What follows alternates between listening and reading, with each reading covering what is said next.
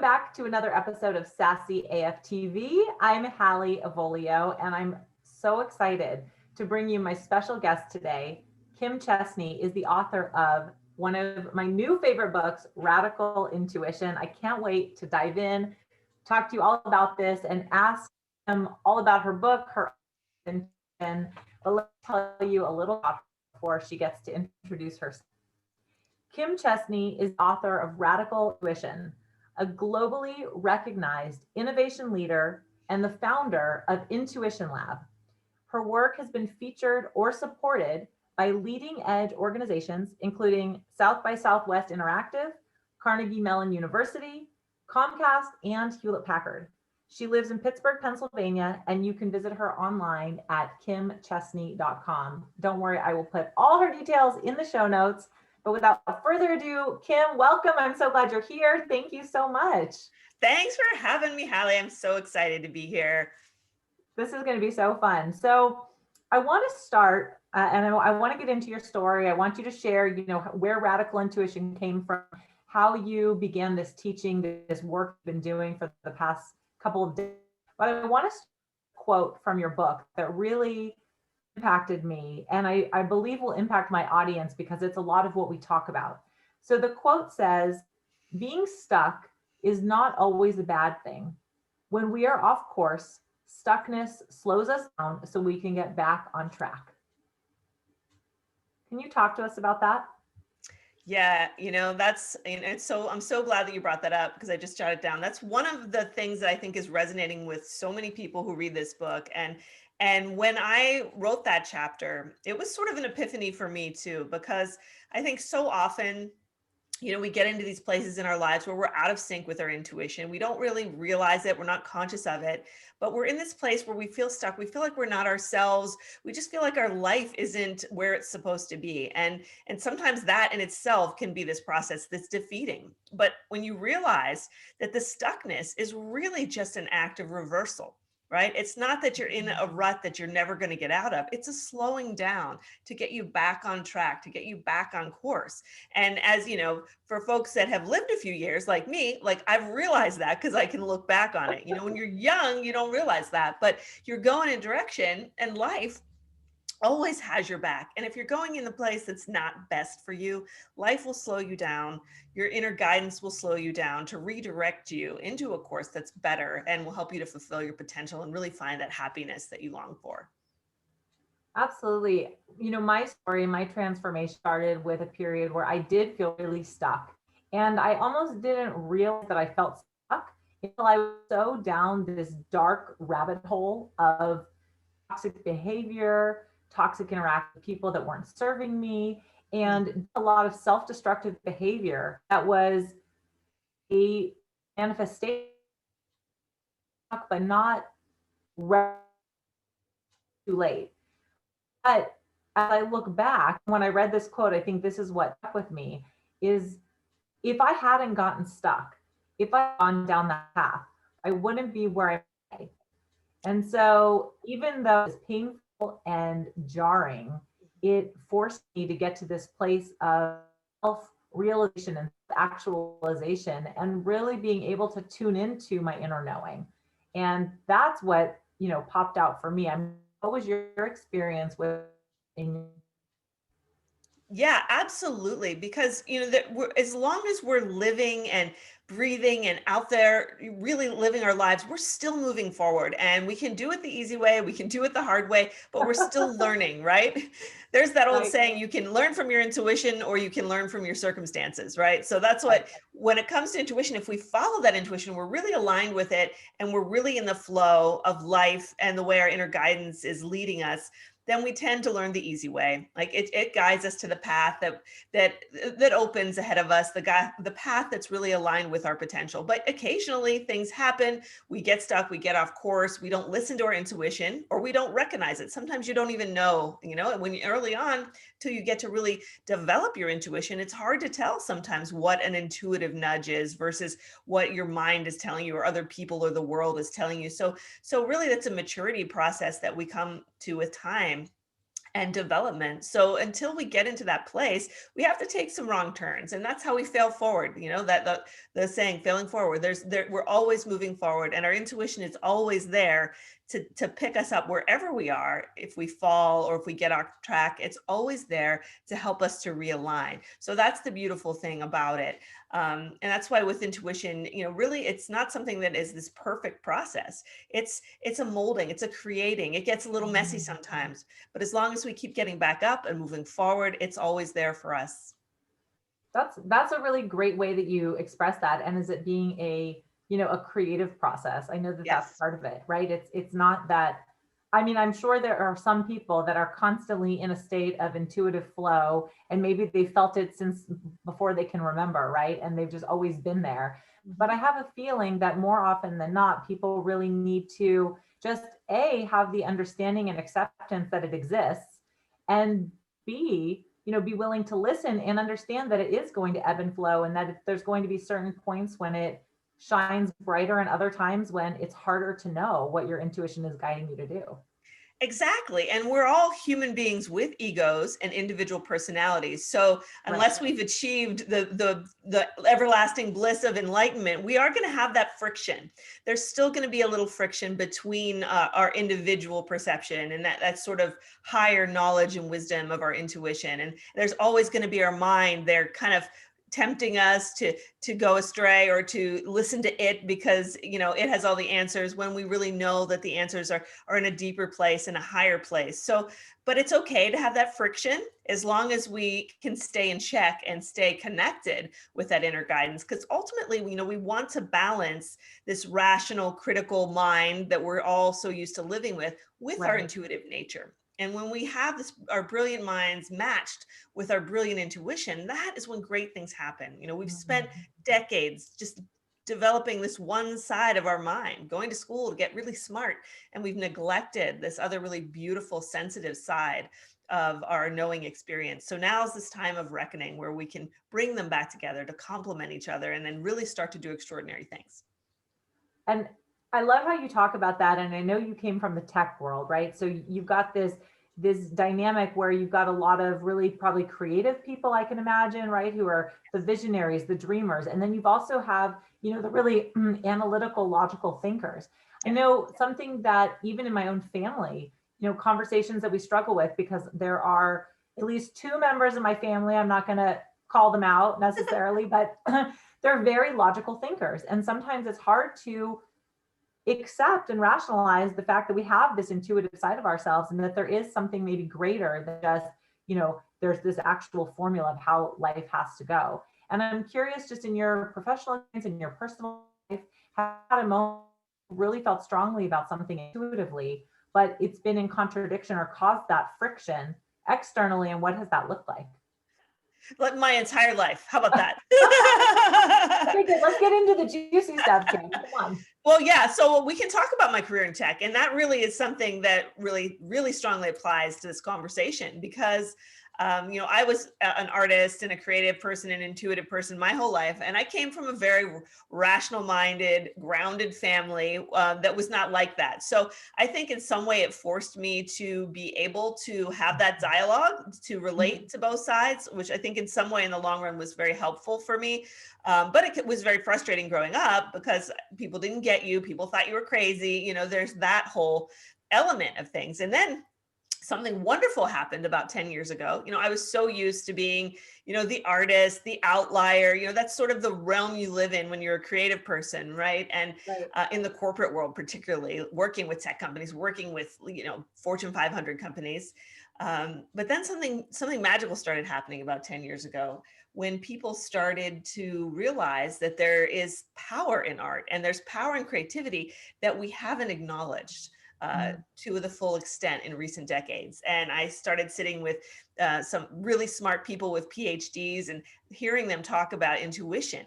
And hearing that in a strategic planning meeting or in a meeting around, a boardroom, it was so exciting for me, because suddenly intuition was becoming this thing that was recognized as a valuable, very valuable, essential aspect in innovation and creativity, product development, business success, all of this stuff starts, so hearing these things really helped me to formulate what was the roots of radical intuition, which was expanding this idea of intuition as not just something that was woo or something fringe, which it's been coming into the mainstream over the Right. recent decades, but it's still something that I've fought with like every day, explaining to people that no, intuition is normal. Intuition's not scary. It's not all ghosts and crystal balls. It's something that's very naturally and built into us. It's part of Right. our design. And so having that conversation every day, and really helping to raise awareness and to get past prejudices about intuition that are no longer relevant. Now that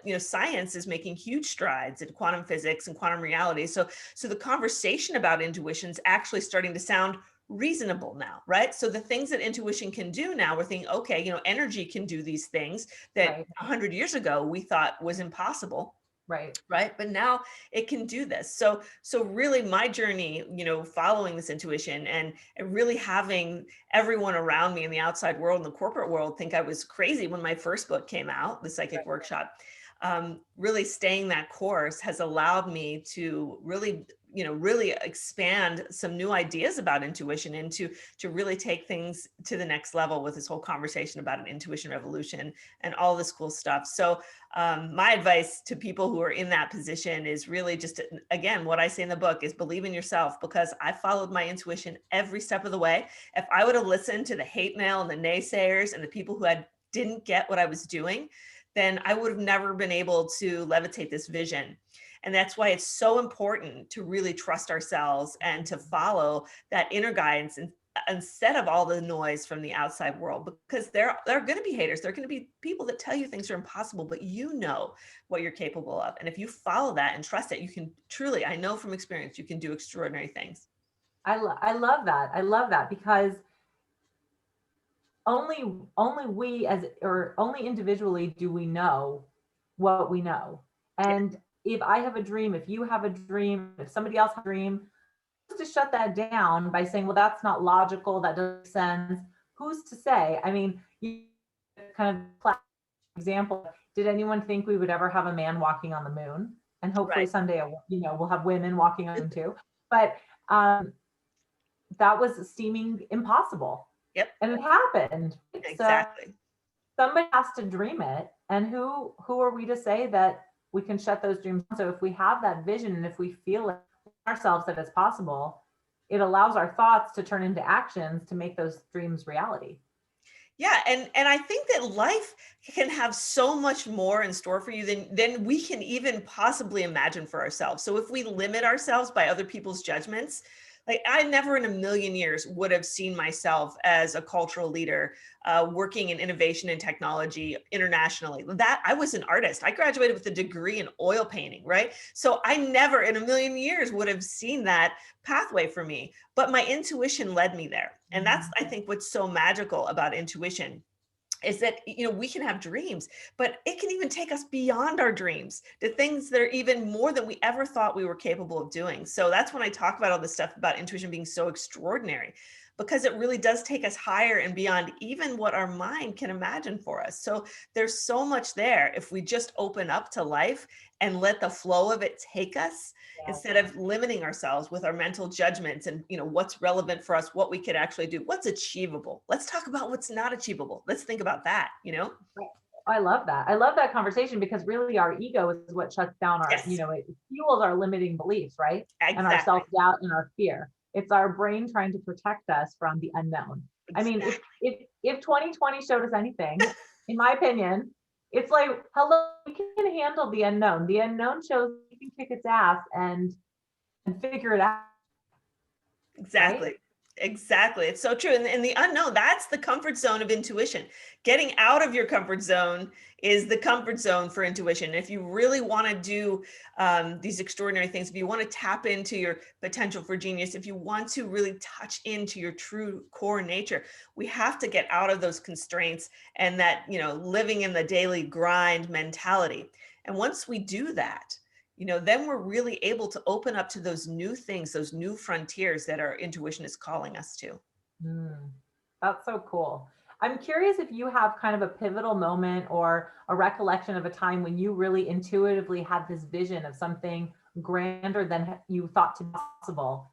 and you've seen it come to fruition. Do you have any stories that you could share like that? I mean, really, I mean, honestly, when I talk about, as a young person, I was an artist. I graduated with a degree in oil painting. My aspirations were, to either, be just a professor and teaching oil painting, or to be an artist. And the fact that I had this tremendous career shift into doing something that I never thought it would be possible to do, in my career and in this life, and even writing a book. Like when my first book deal just got dropped in my lap. I never thought I could write a book. And I was actually, it's a funny story. I was in an intuitive development class back when I was in my 20s. And one of my partners, we were practicing, my partner just said, "You're going to be writing a book. I see you writing a book in a year." And I was like, "You're crazy. I'm not, like, I have a degree in English. I'm a writer, I am." But like, I was a graphic designer at the time, and I never would have thought about writing a book about all the intuitive work that I had done and I've been doing. And sure enough, within a year, I had a book on the shelves, translated to 4 languages all around the world. And it was pretty incredible. So I mean, that's an example right there of, Cool. following your intuition. Oh my God, I love that. Well, and I want to quote on your website, you say, "I owe everything great in my life to the inner calling inside of me. The best things happen when instead of following others, I follow myself." Yep. Amen. That is the truth. Did I write that? That was good. You wrote that. You wrote that. It's right there. It's credited to you, Kim Chestney. Yeah, it sounds like something I would write. Yeah, it's my website, right? It's perfect. I mean, it's funny. In my world, I resisted intuition and inner knowing for pretty much my entire life. And as I look back, I realized so many of the blocks that I came up against, so much of the struggle, so much of the stress is directly related to the fact that I wasn't listening to me. I was really listening and putting so much stock into all the noise, all the other.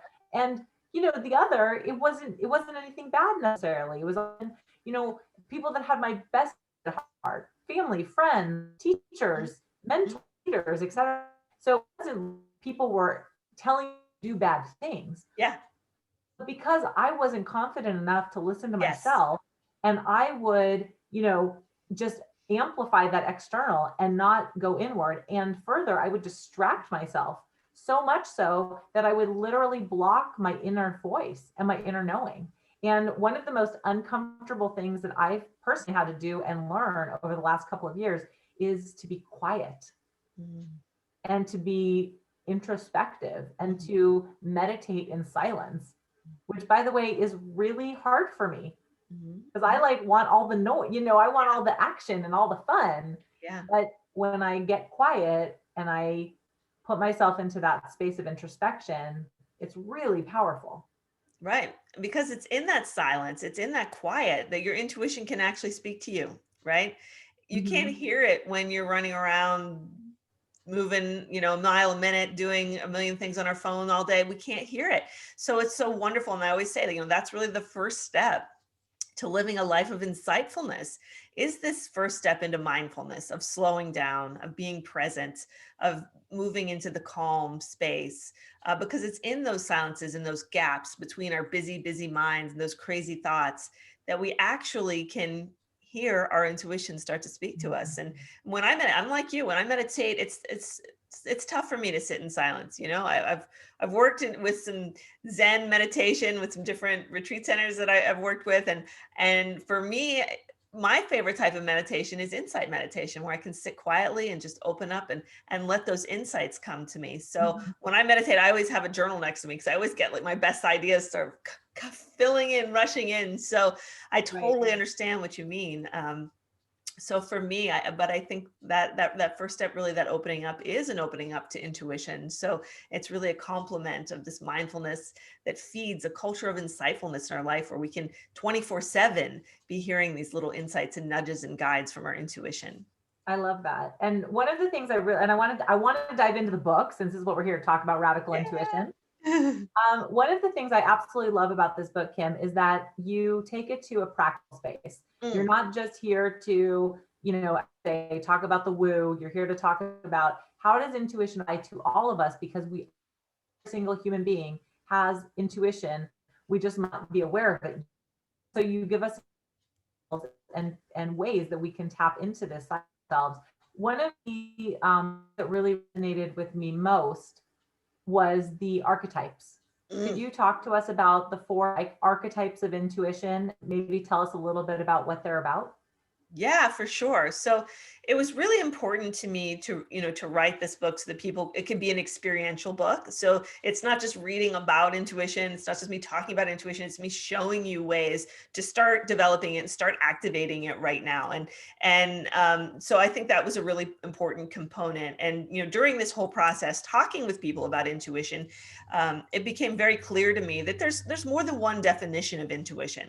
If you ask someone, oh, what do you think intuition is? You're likely going to get a lot of different answers, whether it's a knowing or a feeling or a creative idea or a mystical experience. There's so many different ways that our intuition speaks to us. So I really wanted to approach all of those different ways in this book and really reimagine intuition in its full spectrum of expression.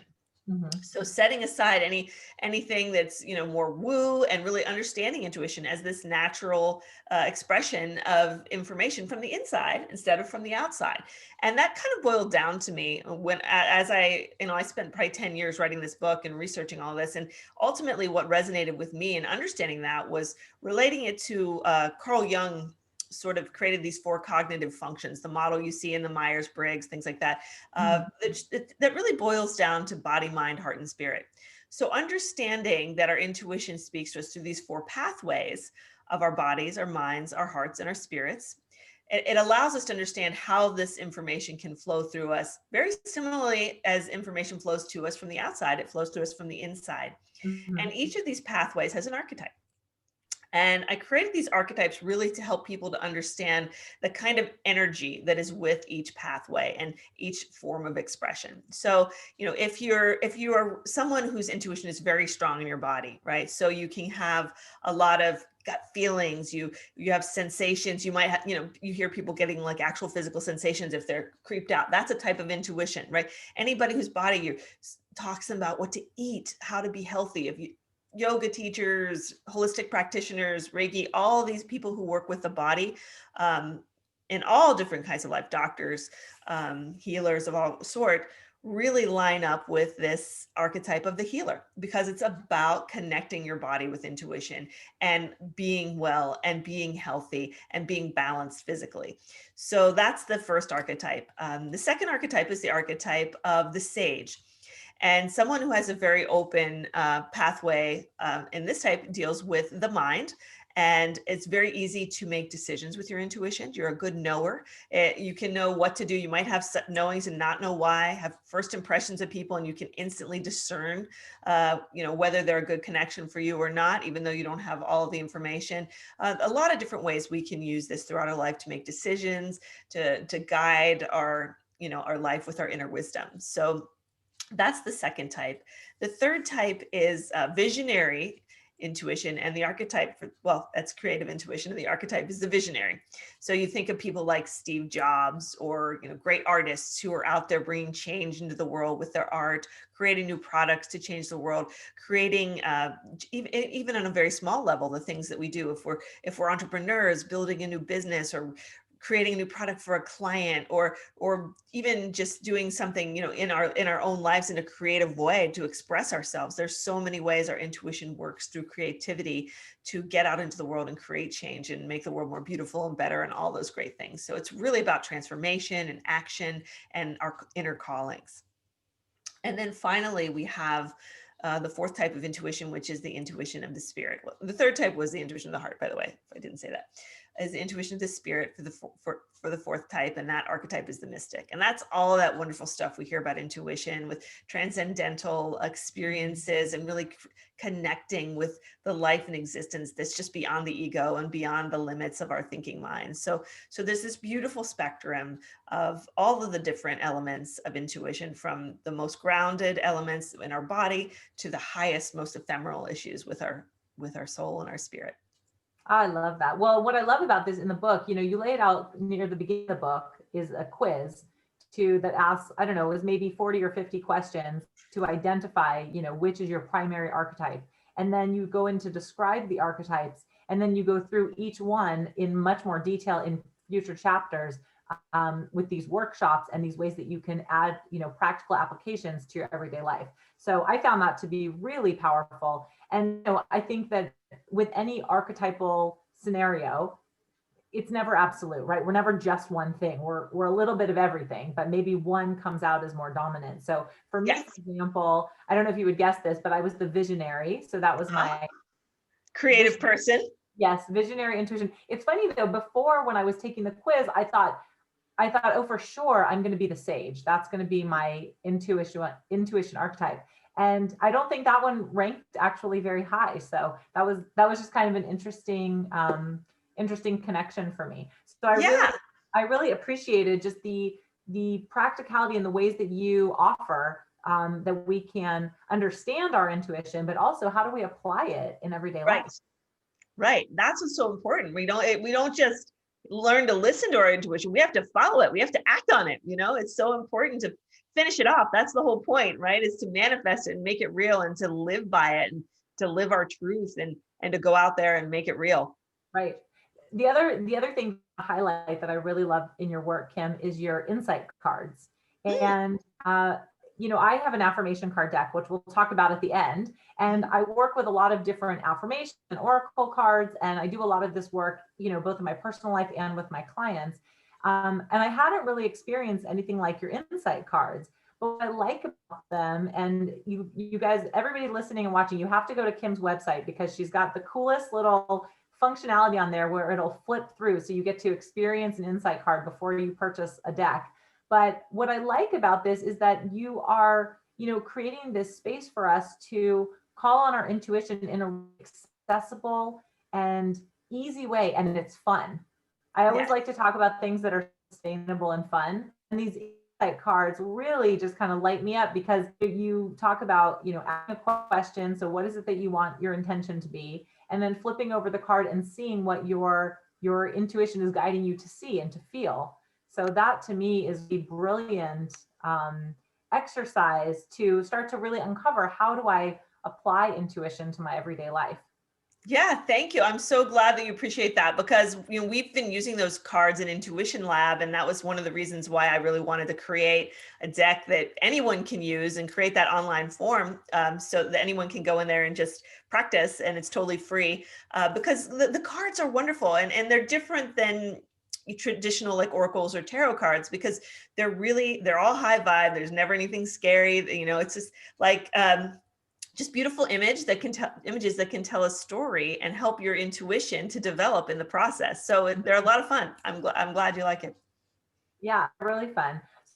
Before we get into our quick fire questions where we get to know you a little bit deeper, what is something that you teach your students when they come to you and they say, Kim, I really want to tap into my intuition, but I'm nervous, I'm fearful, I've never done this before, I don't even know if I believe in it. Where do you suggest that people start? That's a great question. And the way I've always, the way I usually do is, we just jump right in, trial by fire. We usually get together and just practice our intuition together because what I realize is most people who are nervous about their intuition or think they don't have intuition, it's just an irrational fear. The truth is most people are way more intuitive than they realize. All they have to do is sort of just relax and it's like, just getting on that bike and riding it. You just gotta take that chance because I've never, ever never fails to amaze me how many students will come in the very first Intuition Lab class and be like, I've never worked with intuition before. I don't think I'm very intuitive. And the first class, they'll do an exercise and that will just like blow people away. They'll be like, how did you know that? So my answer to that, the short answer is, it's just to keep practicing with it and get those validations because it's very simple. Doing the little exercises in the book, you can get validations on your own, even if you aren't working with other people, just to build your confidence because really all it's about with learning to become confident in your intuition is having those moments where intuition has proven itself to you beyond a doubt. So then you can start to trust it. So just practicing it, just getting out there, releasing those fears, releasing those egoic sort of attachments that like you'll look silly or that you'll be wrong, those things, and just opening up and giving it a shot. I guarantee you'll be able to do it. I guarantee you'll start to become, you'll have these little moments that will make you open your eyes to intuition and start to trust it and believe it. And the more attention you give to it, then the more you start to look for it, the more you start to open to it, the more it starts to happen. So it's a snowball process. So just practicing it, trying it, exploring it, all of those little things are just a gateway to really open up the floodgates for your intuition. And it's just like manifesting, right? If you want to manifest whatever it is that you want to manifest, you have to have fun. Like, don't take it so seriously. That's one of the biggest lessons that I've learned, because I used to be so serious about every single my life, so serious. And when you're serious, you're actually blocking your intuition, you're blocking your alignment, you're blocking your soul pathway to manifest all the great stuff that you want to have in your life. So I say, have fun with it. Get radical intuition, number one. This is the first step, in my opinion, is buy this book, read this book, put these practices into place, because, you know, if you play around with it, if you have some fun and you kind of break down those barriers of self-doubt, fear, limiting beliefs, I mean, really, the world, all the possibilities are there for you. Yes, absolutely. And, you know, intuition is high vibe. It's joy, it's happiness, it's in all those good vibes. So the more fun you have with it, the more joy you bring to it, the more lightness and ease you bring to it, the easier it is. You know, it's not something that's somber. It's not something that's heavy. It's something that's light and beautiful and uplifting and radiating. Yes. All right. So I want to dive into a few quick questions that just, again, to get to know you a little bit better. So just, we're working with your intuition here, Kim. I love so it. First thing, stream of conscious. All right. So question one is, if you could stand on a stage with anyone, who would that be? Oh, living or dead, or doesn't it matter? Doesn't matter. This is your dream. Well, the first person that came to mind was Oprah, because I love Oprah. Okay. She's such a huge supporter of intuition, and I think she's really I've loved that she has put intuition out there as something that women need and everyone needs, but particularly the ways that she's focused on it. So I would love to talk to Oprah, and if it was anybody living or dead, Paramahansa Yogananda for sure, who is one of my great inspirations for my intuition teachings. That's awesome. I love that. I was recently watching this YouTube video that was a compilation of some different talks that Oprah given, and she's amazing. I mean, hear her stories, and she's so full, she's authentic, and you hear her story of how she got to where she is. Yep. It certainly did not fall in her lap. She but she radiates so much joy and positivity and energy, and she's open to so many possibilities. So she has heart. Huge. It's amazing. All right. So an author, I want to know, what are you currently reading? Actually, right now I'm reading The Future of Humanity by Michiko. I can't pronounce his last name. Oh, yeah, I know. Yes. But I love it. He's on the History Channel and all that stuff. And so this has been really interesting because it caught my attention because, you know, with intuition, I was curious to see his thoughts and how intuition might play into the future in terms of technology and all that fun stuff. So it's a good read. Okay, cool. I like it.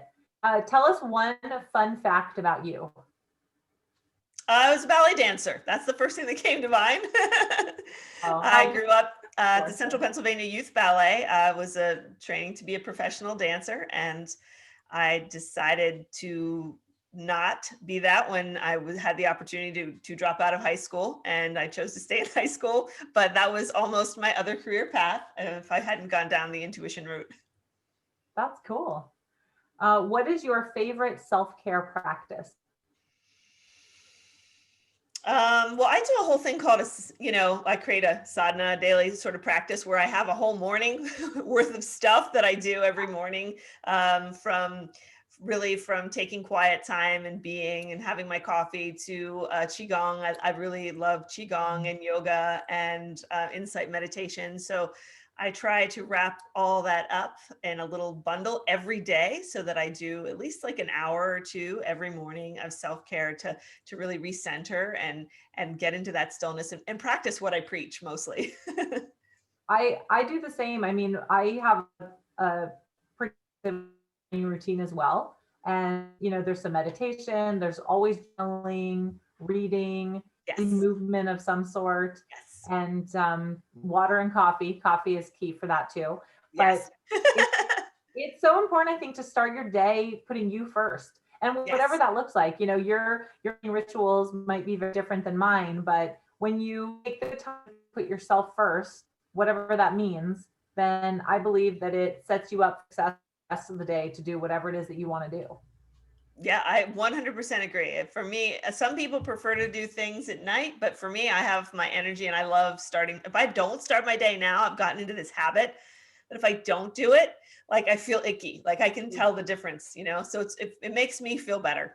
Yeah, I agree. I'm the same. I'm the same way. Birds of a feather. Exactly. All right. And my last question is, what is something that makes you feel sassy as fuck? Well, honestly, to be really honest about that is, living my truth and being in this place now in my life where I am who I have always thought I would be. I went through all those years in my life where I was trying on different things. Am I this person? Am I that person? Am I this? And really being able to step into my power and know who I am and live my life true to myself. I've never felt more confident and alive and really feeling like I'm being impactful in the world. So yeah, that's what makes me feel sassy as fuck. I love that's exactly the definition. So that's beautiful. So I'm so glad that you're standing in that and sharing your truth and that you also have tried on all the different versions of you, because we all have many versions of ourselves, and sometimes they play nicer than others, right? And we have to try out our different pathways before we can really settle on who am I, what is my purpose, and what do we desire at this moment. Exactly. Yeah. Couldn't have said it better. So tell everybody, Kim, where they can connect with you, how they can find you, whatever contact information you want to share, and I'll drop your links, of course, in the show notes too. Yeah, wonderful. Yeah, so you can, first of all, I have a free 12-page Wake Up Your Intuition guide on my website, kimchestney.com. That's KIMCHESTNEY. If you want to get started now, or if you're ordering the book and you want something to do until the book comes, you can get the book anywhere. It's on Amazon, anywhere, your favorite bookseller in the whole wide world.